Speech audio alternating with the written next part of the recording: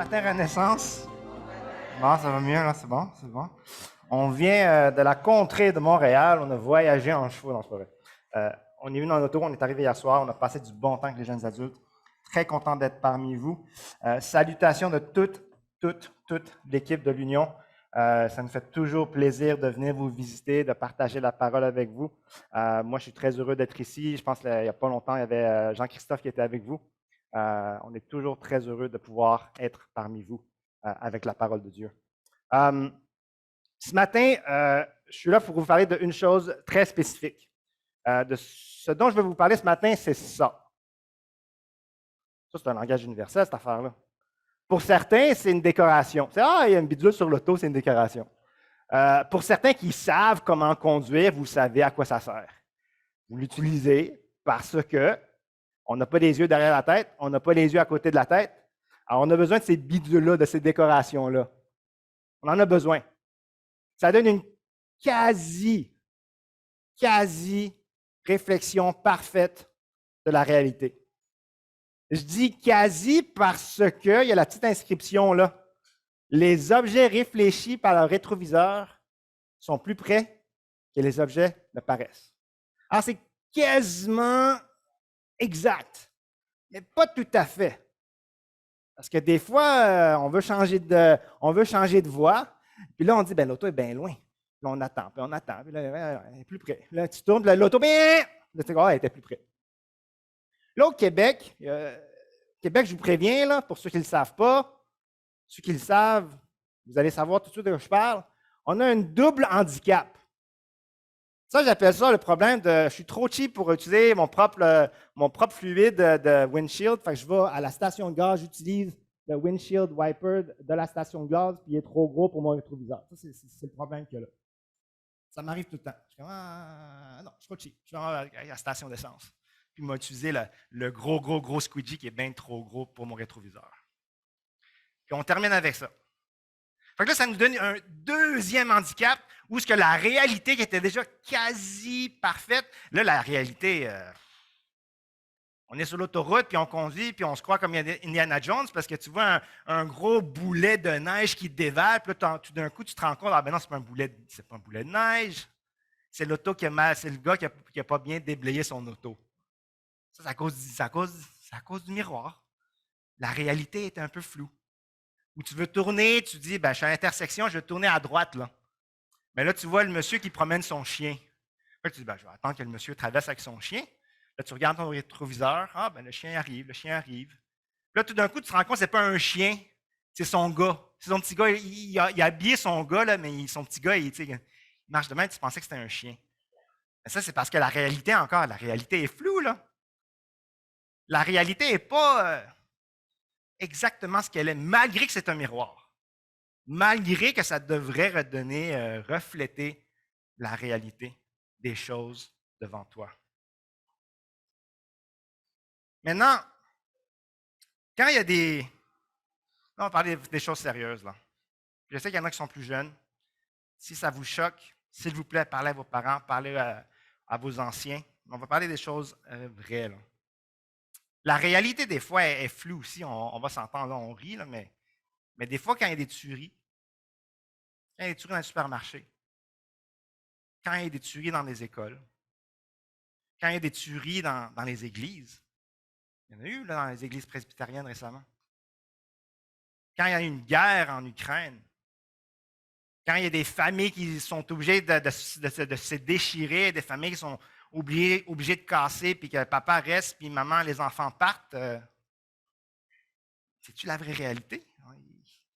Le miroir, le verre à travers le regard, là, y a-t-il quelque chose qu'on voit mal? Personnellement, moi, en mai, j'avais vécu une semaine qui avait été quand même éprouvante. Mon maître de lutte brésilienne, il a 50 ans, dans cinquantaine, il est mort d'une crise cardiaque. La même semaine, je reçois un appel de mon ami. Sa belle-mère était dans le bain, elle prenait son bain, elle a glissé, elle s'est cognée la tête, elle est allée à l'hôpital, ils ont fait une chirurgie d'urgence. Ça finit là. Puis là, je reçois un appel. Hey, un tel, est mort d'un suicide, 22 ans. La réalité, là, je voulais qu'elle soit floue. Je ne voulais pas que qu'est-ce que j'entendais, ce que je voyais, c'était la réalité. Je voulais que mon miroir là, soit comme ça puis que je me trompe. Mais je ne m'étais pas trompé. Aucunement. Alors ce matin, on va parler de vraies choses. Que vous soyez jeune ou pas, si ça vient vous chercher ou que ça vous ébranle, s'il vous plaît, sortez avec quelqu'un, prenez de l'air. Si vous avez besoin de prendre l'air, reposez-vous. Revenez, venez me parler, s'il vous plaît. Parce que la réalité, c'est que la vie, des fois, ça peut paraître flou, mais on est confronté à des réalités qui sont dures. Récemment, je ne sais pas si Jean-Christophe vous en avait parlé, nous, on était allés en Roumanie. À la 5e semaine du conflit en Ukraine, on a décidé d'aller en Roumanie. On a décidé d'aller à Bucarest. Bucarest, c'est la petite ville ici, là, la capitale. On est allé à Bucarest, qui n'est pas loin de ce point frontalier, Tulsa, qui n'est pas loin de Odessa. Maintenant, vous comprendrez que c'était stratégique. On avait reçu des appels de nos frères et sœurs baptistes européens. Ils étaient à bout de souffle. Ça faisait 7 semaines, 5 semaines, on était à la semaine 5. Ça faisait 5 semaines, 7 jours sur 7, 24 heures sur 24, aider, servir. Ils étaient fatigués, là. Ils étaient fatigués. Ils ont appelé l'autre côté de l'océan. Ils ont dit, vous pouvez-tu envoyer de l'aide? De la vraie aide. Fait qu'on est parti. Ils ont appelé quoi? Ils ont appelé samedi soir, mardi, on était parti. Alors, moi puis Jason, on est allé là. À Bucarest, il y a toutes sortes d'ambassades, alors beaucoup d'Ukrainiens allaient là. On est à 400 km de Tulsa, qui est une frontière qui est très près d'Odessa. Odessa, la ville frontalière, la ville portuaire, excuse-moi, où à la semaine 5 du conflit, on s'attendait que ça soit bombardé quand même assez lourdement. Fait qu'on s'attendait qu'il y ait une grosse exode de cet endroit-là. Gloire à Dieu, ce n'est pas arrivé. Et puis, ils sont quand même assez sains saufs là. Mais tout de même, on était à Bucarest, alors les gens rentraient là. Au début de la semaine 5, il y en avait 500 000 en Roumanie. Quand on est parti une couple de semaines après, il y en avait 1 million. Puis 4 semaines après, là, on était rendu fin mai, 1 500 000.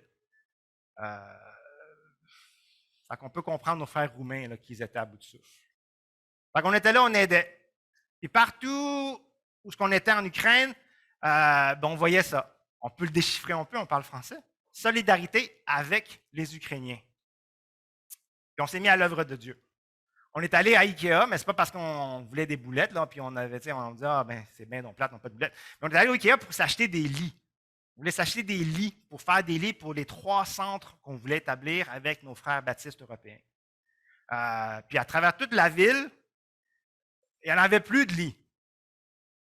Il n'y en avait plus. On a pris les derniers qui restaient dans une autre shop, pas Ikea. Mais Ikea, c'était vendu. Il n'y en avait plus. Ce qui est bien, ça veut dire qu'il y avait beaucoup de gens qui aidaient. Mais ça vous démontre la lourdeur, la réalité qu'il y avait. On a fait aussi beaucoup de magasinage pour l'épicerie. On s'entend, les gens viennent, ils ont faim. On achetait beaucoup de nourriture. Canadiens Baptistes, ministère baptiste canadien ont promis 50 000 pour juste de la nourriture. Puis on s'entend, le mode de vie là-bas est moindre.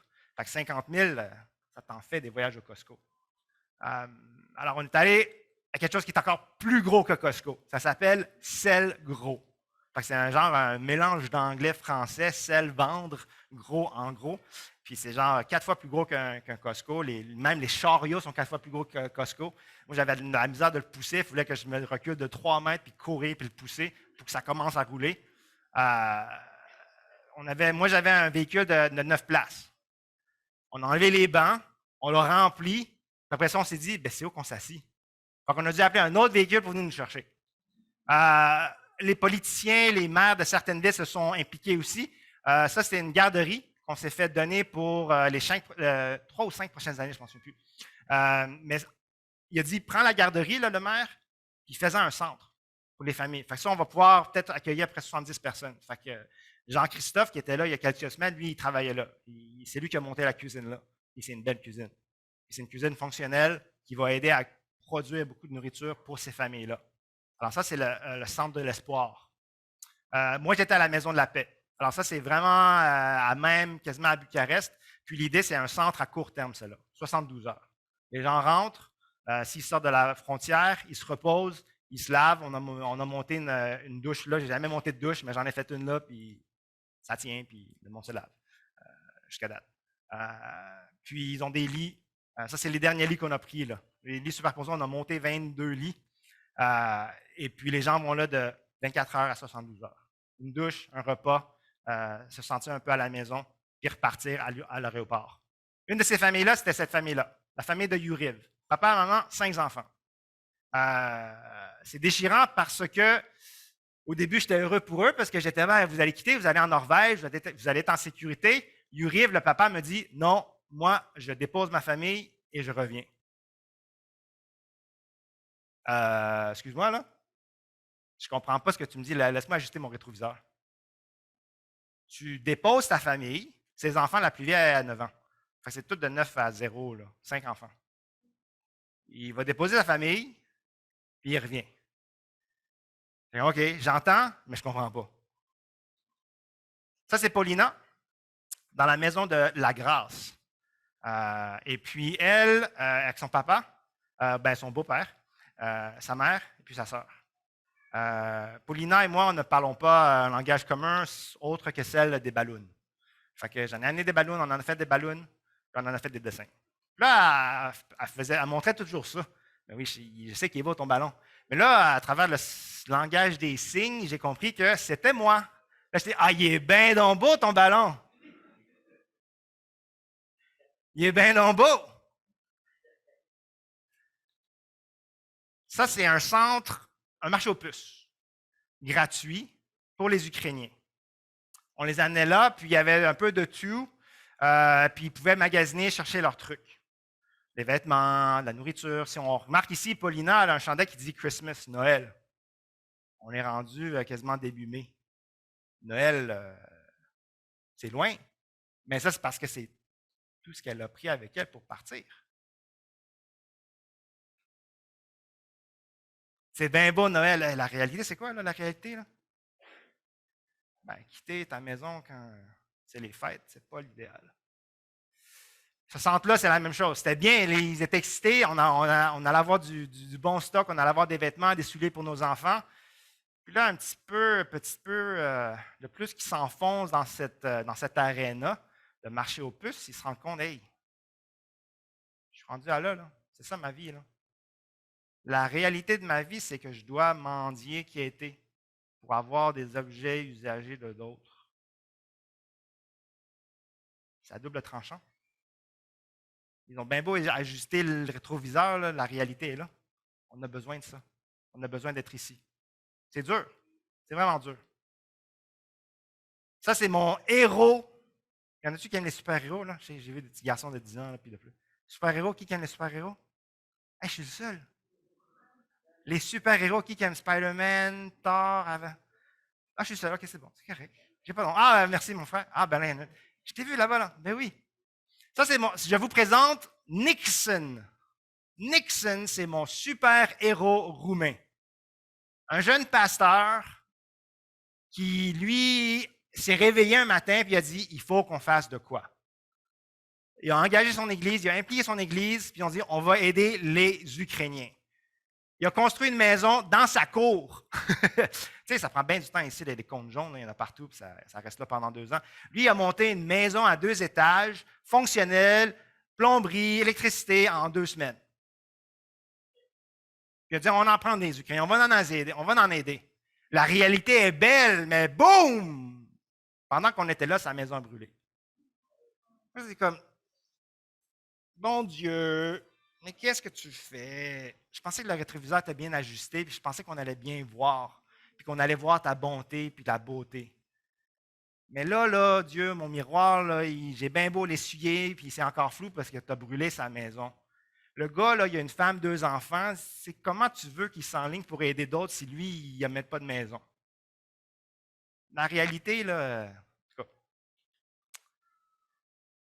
je n'ai pas encore tout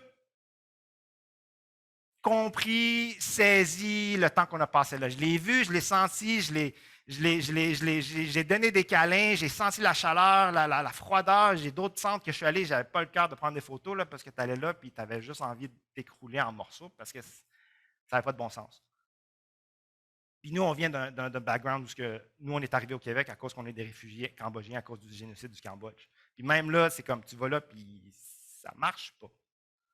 Ça ne fait juste pas de sens. Fait que je n'ai pas encore tout compris qu'est-ce qui s'est passé. Je n'ai pas encore tout saisi ce que Dieu fait. Mais ce passage-ci m'a beaucoup habité. Ce passage-ci parle fort. C'est des écritures, c'est des paroles qu'on utilise dans les mariages. Alors, si vous l'avez utilisé pour votre mariage, je m'excuse, je vais peut-être changer votre interprétation. Mais c'est un beau passage quand même, parce que ça parle, oui, d'amour, de charité. Paul dit dans 1 Corinthiens, chapitre 13, versets 8 à 13, « L'amour ne meurt jamais. » Merci Dieu, amen. « Les prophéties disparaîtront, les langues cesseront. » C'est facile, on est baptisé, on comprend.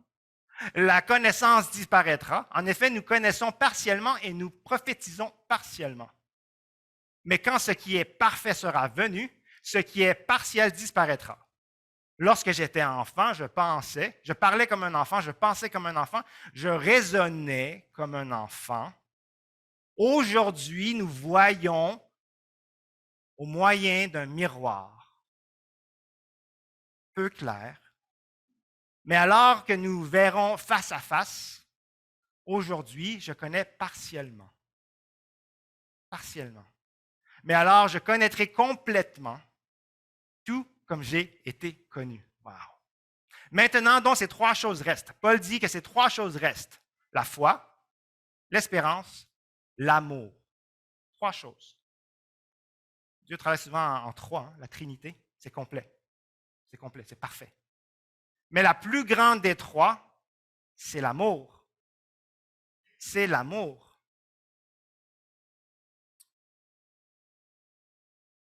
Avant qu'on continue dans ces Écritures, je vous inviterai à prier avec moi.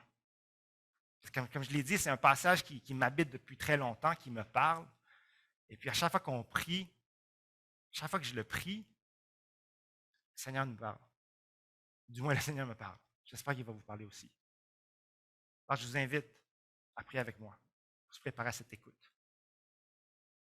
Père éternel, je te remercie. Je te remercie parce que tu es vivant. Tu n'as pas juste resté dans la tombe, tu es sorti, vainqueur, vibrant de vie, plein de lumière.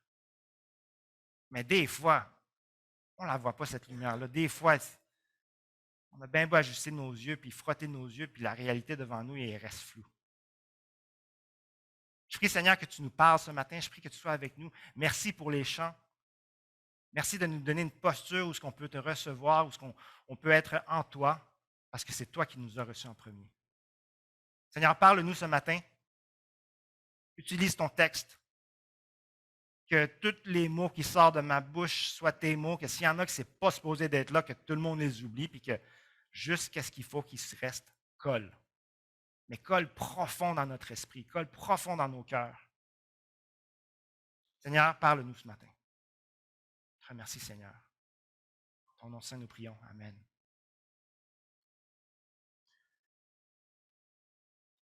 J'adore comment ce passage parle du passé, du présent, puis du futur.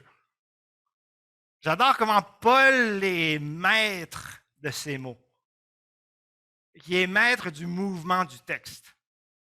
Passé, présent, futur. Puis vous êtes-vous rendu compte que quand il y a des mauvaises choses qui nous arrivent, ou des incidents, ou des malheurs qui nous tombent, on fait ce processus du passé, présent, futur. Bang, tu te fais cogner sur l'autre, tu es tout bonnement au stop, tu te fais rentrer dans derrière toi, dans le passé. Mais qu'est-ce que j'ai fait pour mériter ça? L'autre, as-tu pris son café un matin? C'est tout dans le passé. Mais pourquoi il m'a fait ça? Pourquoi il m'a dit ça? Pourquoi lui il me frappe? Pourquoi lui il me prend ça? Je pense à mes enfants. Là. C'est tout le temps dans le passé. Il a dû faire quelque chose de mauvais dans le passé. Ou j'ai dû faire quelque chose de mauvais dans le passé. Là, automatiquement, on va vers le présent. Ah, là, il faut que j'appelle les assurances. Ah, là, il faut que je fasse l'appel. Ah, là, il faut que j'appelle un tel. Il faut que j'envoie un email à un tel. Il faut que j'avertis l'autre. C'est tout dans le présent. Ah, là, il faut que je ramasse les morceaux cassés.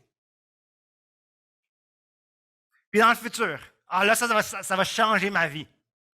Ma BM, là, ça ne sera plus la même. Je vais changer de morceau, là, mais ça ne sera plus la même auto. Là, ma job est finie. Là, mon futur est fini. Là, mes enfants sont finis. Là, mon mariage. Futur. Futur. On fait automatiquement ce processus de passé, présent, futur. Paul l'a saisi, puis il écrit, puis il nous dit, regardez, là, je vous parle. Je vous parle de la réalité, puis je vous parle de qu'est-ce qu'on fait dans notre processus mental de passé, présent, futur. Mais dans le fond de tout, on va se rendre compte de ça à la fin du message, Paul écrit, oui, dans la perspective du passé, présent, futur, mais ultimement, il veut qu'on se concentre sur le futur. Le futur qui est là, mais pas encore là. C'est comme la Coupe Stanley, elle s'en vient. Là. C'est là, mais c'est pas. Les Nordiques, là, ils reviennent, là, mais c'est pas encore là. Mais on le sent, on le sait. Là. C'est la même affaire. Paul veut qu'on se concentre sur le futur. Malgré qu'il dit que oui, lorsque j'étais enfant, je parlais comme un enfant, je pensais comme un enfant, je raisonnais comme un enfant. Mais ultimement, lorsque je suis devenu homme, le futur, j'ai mis à ce qui était de l'enfant. J'ai mis fin à ce qui était de l'enfant. Aujourd'hui, nous voyons au moyen d'un miroir, de manière peu claire, mais alors nous verrons face à face. Aujourd'hui, je connais partiellement, mais alors je connaîtrai complètement, tout comme j'ai été connu. Cette dernière phrase-là, mon cerveau éclate à chaque fois. Parce que dans une phrase, il parle du présent, futur, du passé, présent, futur, mais il nous amène au futur. On voit partiellement maintenant, mais un jour, on va connaître complètement, comme Dieu nous connaît complètement maintenant. Même dans le passé, avant qu'on ait été né. Dieu nous connaît de la même façon avant qu'on est rentré dans ce monde, puis bien après qu'on aurait quitté ce monde. Il nous comprend là, à 200%. Et puis un jour, dans le futur, Paul nous amène là, on va comprendre complètement. On va voir complètement, malgré que maintenant, c'est partiel. Alors pourquoi Paul utilise un miroir? Pourquoi Paul utilise un miroir? Eh bien, le contexte de 1er Corinthiens ou de Corinthiens tout court, c'est que Paul s'adressait aux Corinthiens. Corinthe était une belle ville, c'était une ville cosmopolite. Quand je suis à Montréal, je dis que c'est comme Montréal. Quand je suis à Québec, je dis que c'est comme Québec. Une ville cosmopolite. Une ville cosmopolite qui avait beaucoup d'industries vivantes. C'est une ville riche, économiquement, culturellement. Et là, vous me voyez venir en termes de péché aussi, ils étaient riches. Ils avaient un coffre complet de péchés. Toutes sortes de péchés. La division, la chicane dans l'Église, plein d'immoralités qui se faisaient. C'est une ville portuaire comme Odessa. Il y avait plusieurs rivières qui venaient, ce qui faisait qu'il y avait beaucoup d'industries à cause de ça.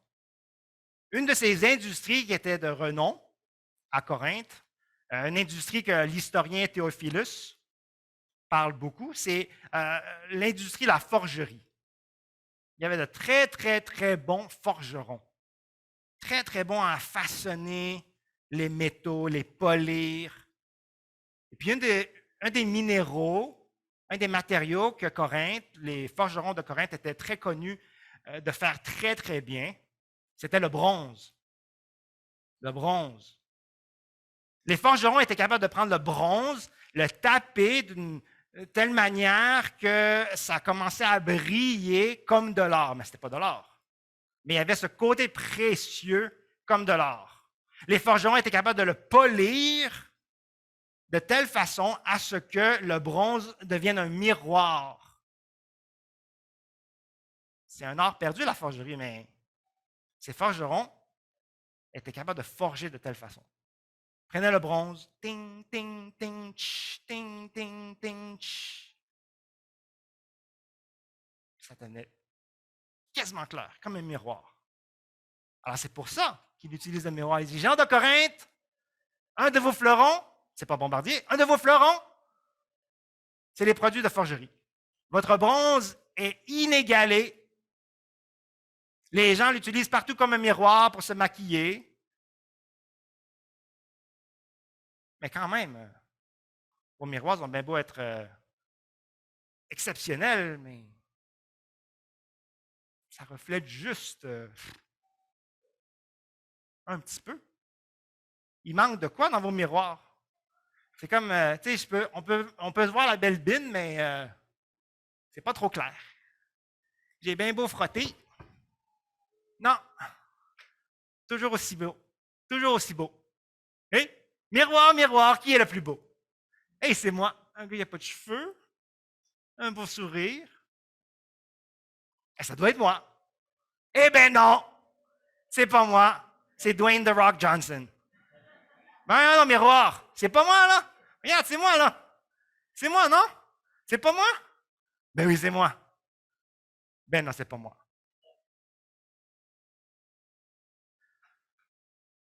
Comme un miroir. Comme un miroir.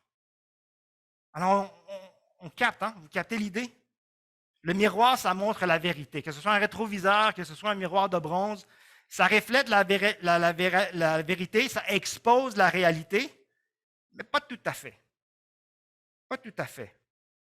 Même le meilleur bronze de Corinthe. Au pire, ça va révéler quelque chose partiel, en partie. Ça a une pauvre représentation de la vérité. Une réflexion imparfaite de ce qui est. Paul utilise ce mot partiellement. Dans d'autres traductions, on lit en partie, et puis il le répète, hein, il s'assure qu'on comprenne. Là. Miroir de Corinthe, partiel. Miroir de Corinthe, partiel. Réalité, partielle. Le mot grec, c'est en enigmati. En enigmati. Là, je vais vous donner votre premier cours de grec. Tout le monde va dire en enigmati. En enigmati. Peux-tu faire ça? Comme les Grecs. Hoppa! Là, vous venez juste de passer votre grec 101. Vous voyez, à la faculté de théologie, puis dire ici, nous a donné notre certificat, on a passé le grec 101. Mais en enigmati. Enigmati. Intéressant. Ça vous fait penser à quoi ce mot-là? Énigme, ben oui. Énigme. Ça prend la sœur qui est mariée pendant 50 ans pour dire ah, je sais, énigme. Elle pense peut-être à son mari. Une énigme. Paul dit c'est une énigme la vie. Vladimir Poutine est une énigme. On a bien beau faire des recherches, regarder dans le passé, dans ses écrits, dans tout ce qu'il a partagé sur les réseaux sociaux, on ne peut pas le comprendre, le gars. Il a bien beau faire des actions, se justifier, on ne comprend pas. Pourquoi tu vas envahir le pays à côté? Les journalistes ont bien beau écrire puis donner des théories. C'est juste des théories.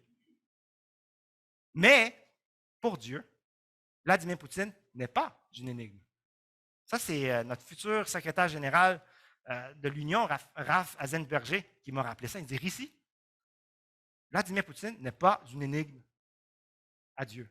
Je dis, ouais, je n'ai pas pensé à ça. Mais pour nous, ça l'est. Une vraie énigme. Une vraie énigme. Et puis, quand on est confronté à une énigme, comment on réagit? Quand on entend à la radio qu'il y a une école où il y a eu 19 enfants abattus et 2 professeurs. Quand on entend qu'il y a des gens tout bonnement qui étaient au supermarché qui se sont fait abattre pendant qu'ils faisaient l'épicerie. Quand on entend que dans une église presbytérienne, il y a un gars qui est rentré et qui a tiré sur des gens. Quand on entend que Vladimir Poutine se lève et dit moi, là, je vais envahir le pays d'à côté. Ça va être une opération militaire forcée ou spéciale. Spécial. Il est spécial lui aussi. En tout cas, c'est une énigme. Comment on réagit à ça? Il va y avoir toutes sortes de réactions aux énigmes. Hein? toutes sortes, que ce soit des énigmes lourdes comme celle-ci ou que ce soit des petites énigmes comme pourquoi mon chat n'utilise pas la litière. Ça ne dérange pas, on a toutes les mêmes réactions si on y pense. On passe par le passé, présent, futur. Puis là, à cause de notre manque de maturité, qu'on a tous, il y en a certains qui vont se frustrer devant les énigmes. Parce qu'on a bien beau essayer de comprendre, mais on n'est pas capable, puis on sait qu'on ne sera jamais capable, donc on se frustre. Il y en a qui vont lâcher, qui vont s'ennuyer, vont dire ça sert à quoi, là? Moi, je ne donne plus d'énergie, je ne donne plus la tête à ça, puis ils s'écœurent. Puis, ça veut dire qu'il reste 10 minutes. Peut-être. C'est une énigme. Il y en a qui vont se lasser, qui vont juste s'écœurer tout court. Plus d'énergie, dégonfler, j'ai plus envie de rien faire. Là. C'est comme. Il y en a trop d'énigmes. On ne les trouvera pas, les solutions. Il y en a qui vont complètement s'attrister, le cœur brisé, l'esprit détruit, inconsolable. Alors, on a tout ce niveau d'immaturité, on a tous ces réactions-là à différentes énigmes. Des fois, on les a toutes. Puis je suis sûr que si on serait à en parler, on trouverait d'autres réactions aux énigmes. Alors, comment est-ce qu'on fait pour avancer dans la vie malgré ces énigmes? Comment on fait pour avancer malgré ces réactions, malgré que notre rétroviseur nous dit, ben, tu ne sais même pas ce qui est en arrière de toi, tu ne sais même pas ce qui est en avant de toi, mais il faut que tu avances pareil. Paul nous dit, pour avancer dans ces énigmes, pas sans, je n'ai pas dit ça, hein, pour avancer dans ces énigmes ou avec ces énigmes, la foi, l'espérance et le plus important, l'amour. La foi. La foi, ça dit quoi? Hébreu nous dit ça. Or, la foi, c'est une ferme assurance des choses qu'on espère. La démonstration de celles qu'on ne voit pas. La foi, c'est dans le présent. Là, tu as un énigme, tu es dans le présent. Là, il faut que je deal avec ça. Là, je ne sais pas quoi faire avec mon cœur, parce que là, de lire qu'il y a 19 enfants qui se sont fait abattre, puis 2 profs, là, je ne sais pas quoi faire, Dieu. Paul me dit, la foi. La foi. Ton Dieu, là, c'est le même Dieu. Et cette foi-là. Ton Père, c'est encore le Père créateur. Le Saint-Esprit, c'est encore la force de vie. Pratique la foi. Pratique la foi aujourd'hui. Paulina, ça c'est la famille de Paulina. Papa, maman, Paulina, la grande sœur. Et puis ça, le beau gars qui est là, ce n'est pas Dwayne The Rock Johnson, c'est moi. Ça, c'était il y a 2 semaines. Je suis pas retourné en Roumanie, c'est eux qui sont arrivés ici. La foi. Au jour le jour. J'ai mis un petit message là, j'ai envoyé des textos avec le papa, et puis il m'a envoyé ça, il n'était pas un croyant, il m'a dit merci, j'espère sincèrement que je pourrai aussi aider des gens bientôt. Et puis là, il me laisse cette phrase-là. Il dit, le Seigneur est avec nous. La foi. La foi. Aujourd'hui. Le gars, il ne peut pas penser au futur, il ne veut plus penser au passé, là, il est pogné dans le présent. Là, je suis pogné, j'ai plus de maison, j'ai plus de job, j'ai plus rien, je suis en Roumanie. Je fais quoi? Le Seigneur est avec nous. La foi. Si la foi, c'est pour le présent, l'espérance, c'est pour le futur. Le futur. Que le Dieu de l'espérance vous remplisse de toute joie et toute paix dans la foi, pour que vous débordiez d'espérance par la puissance du Saint-Esprit. Et c'est fort, hein? Débordier, c'est pas juste... Oh, arrête, non, c'est... Mais-en, là, vas-y, là, tu sais, là, ceux qui mangent des hot dogs et qui mettent du ketchup là, sans fin, là, ça déborde, là.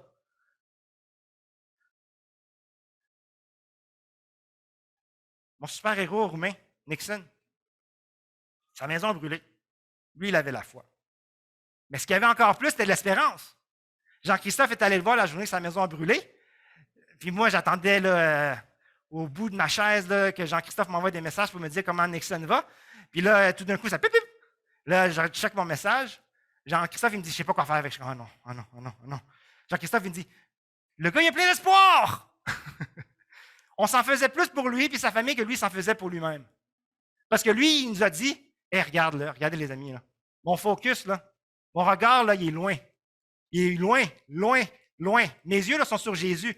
Sont fixés, versés sur Jésus.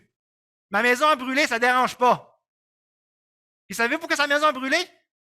Parce qu'il y avait, dans sa folie d'amour, il avait branché tout le jus là, de la maison qu'il a construit en deux semaines. Là.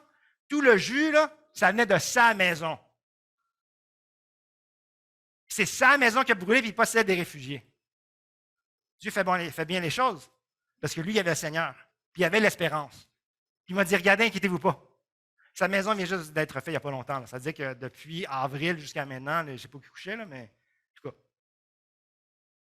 L'espérance. Pourquoi tu brûles ma maison, Seigneur? Je pensais que je faisais ton œuvre. Tu peux pas t'occuper de ma famille un petit peu? Juste un petit peu. Juste pour dire que je peux aller aider les autres. Mais non. Mais non. Mais lui, il a avancé avec l'espérance. Il a dit, Jésus, je sais où il est, Jésus. Moi, je vais où Jésus est. Mon espoir est avec Jésus. Amen? Amen. Et le dernier, l'amour. Le plus grand. Voici le premier commandement. Le connais, tu aimeras ton Seigneur, ton Dieu, de tout ton cœur, de toute ton âme, et de toute ta pensée et de toute ta force. Deuxièmement, tu aimeras ton prochain comme toi-même. C'est pour ça que c'est le plus grand. C'est pour ça que de la foi, de l'espérance, le plus important, c'est l'amour. À cause de ça.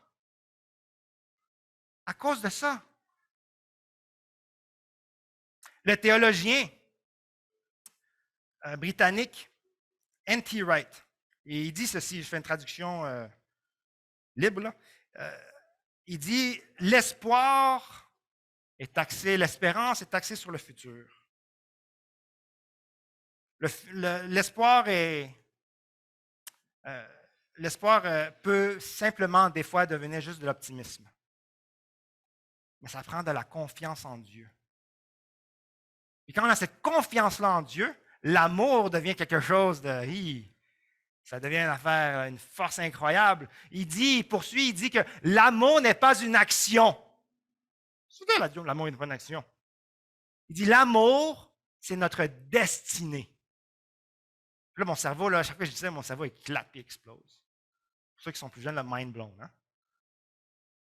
L'amour est ma destinée. Ce qui veut dire par ça, c'est que dans le futur, souvenez-vous, là, Paul est tout le temps axé dans le futur.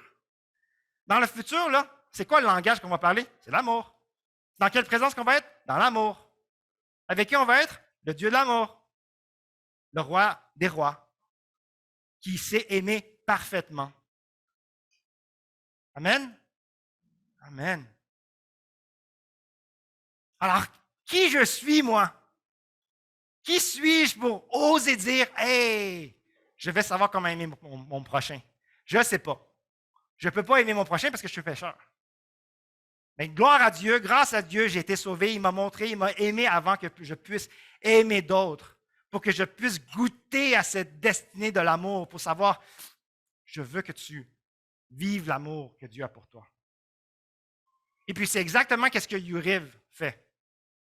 Je n'avais pas compris que quand Yuriv m'a dit « Je veux retourner en Ukraine après que je dépose ma famille en Norvège », c'était pour aller où? Pas pour se battre, mais pour aller servir dans son église. C'est un diacre, le frère. Il m'a dit « Il y a trop de besoins ici. Il faut que j'aille. Il faut que je retourne. » L'amour. Il ne comprend pas. Ça fait-tu du sens de laisser ta famille tout ça? Moi, j'aurais bien de la misère à le faire. Mais dans son énigme, je dois quitter mon pays, je dois laisser ma famille, je dois retourner. Qu'est-ce que je fais? J'avance avec l'amour. Je rentre dans cette énigme. Parce que le plus grand de tout, c'est l'amour. Puis une fois de temps en temps, je lui envoie des textos pour m'assurer qu'il est encore en vie, puis ça va bien. Ça va bien. Le frère il est activé. Dieu l'utilise. puis il en aide beaucoup des gens. Beaucoup, beaucoup. Puis récemment, il m'a dit, ah, ma femme vient me visiter. J'étais comme, qu'est-ce que tu dis, ta femme vient te visiter? C'est qui s'occupe de tes enfants? Puis si vous deux vous vous faites tirer dessus ou que les deux, par malheur, vous tombez, c'est quoi qui arrive aux enfants?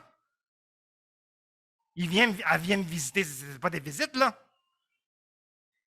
Nous, on est en pandémie, on pense aller au Club Med, puis les autres sont en guerre, puis ben non, je retourne en guerre. M'en va aider. Parce que le Seigneur m'appelle à aimer. Paul me rappelle dans mes énigmes, dans les énigmes du monde, j'avance avec l'amour. Ce n'est pas juste des paroles pour eux. Ce n'est pas juste des paroles pour nous.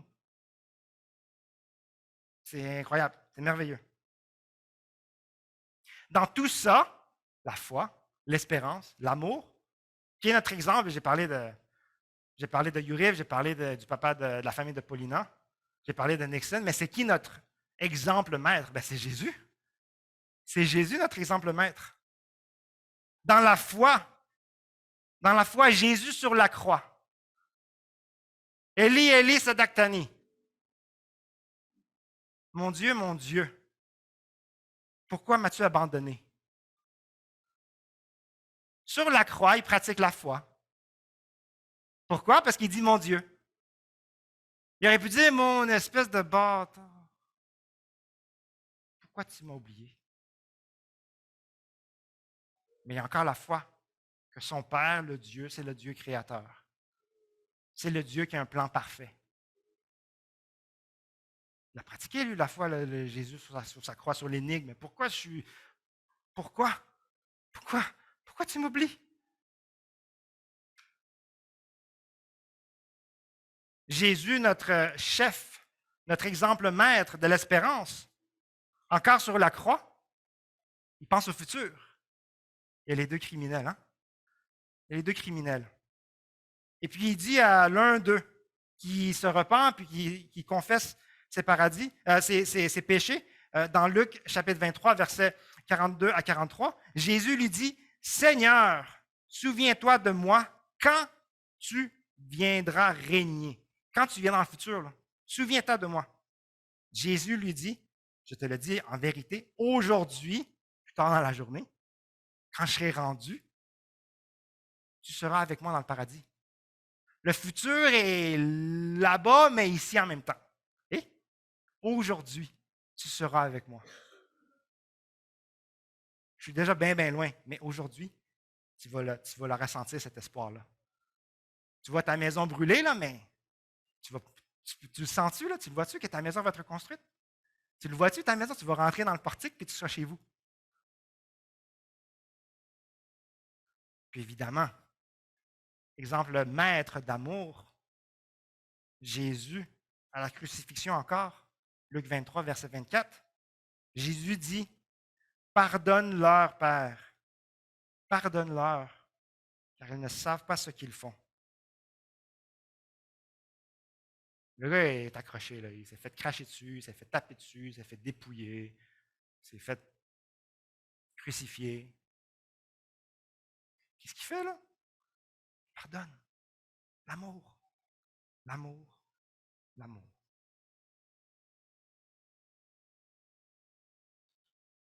Quand on est allé en Ukraine, c'était le début du printemps.